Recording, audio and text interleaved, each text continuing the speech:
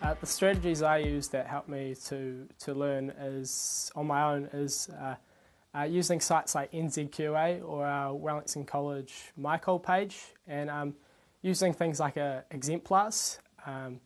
You can go onto NZQA, for example, and look at your certain subject, say English, and you can sort of compare your work with other students that have done some essays.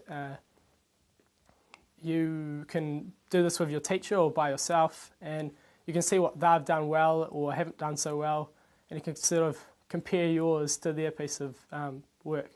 Well, I usually look at a whole variety of exemplars and try and find some kind of structure in it, and then I just follow that structure throughout my work. And like if I'm in class and I'm with friends and they have quite a good piece of work, I compare mine to them as well.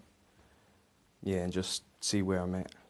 I do flashcards. That helps me to memorise certain characters, because Chinese is sort of a topic where, as a language, you've got to memorise certain areas or certain word structures and sentences, and flashcards sort of developing a pattern in my mind is what enables me to memorise the easiest way. Yeah, I tutor at the Maths Clinic to other students, well, obviously in lower levels, who are finding it hard to do maths. I guess I get a lot of year 9 and 10 and 11 students that I tutor. I guess it helps me reflect on my own learning and the fact that I really enjoy having someone else as a student give me a different perspective on the stuff that I'm learning, because I find that when I have a peer helping me learn, they can put in terms which are a lot more understandable than a teacher, say. And the attachment between teacher and student is quite large sometimes, whereas when you're talking with a peer, you can really engage in the subject matter. Giving feedback to other students allows you to see what kind of criticism you're looking for and what kind of things they'll be judging you on as well, and what kind of things you'll need to improve on to reach those judgments.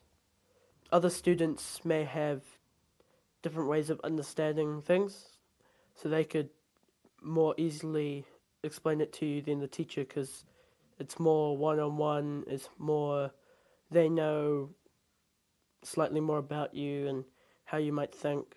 Something that I use to help me sort of my time management is a year planner, and I think a lot of kids can tend to procrastinate quite a lot and sort of avoid doing their work, and I use the year planner as a way of organising my time and to find when I can actually sit down and do some homework and when I'm not playing sport or doing other activities. So though it's easy enough having the year planner, it's up to the student himself to actually, self-motivate himself and stick to this routine. And but that's something that I find helps quite a lot. I find relating real life issues to my learning really important, because it gives me a grounding as to what I can compare it with, instead of it being a detached sort of concept that I don't really have a grounded understanding of. Yeah. Well, I think in terms of that, there has to be some kind of focus on learning beyond the textbook. So instead of just teaching for an exam, somehow bringing the material into the real world.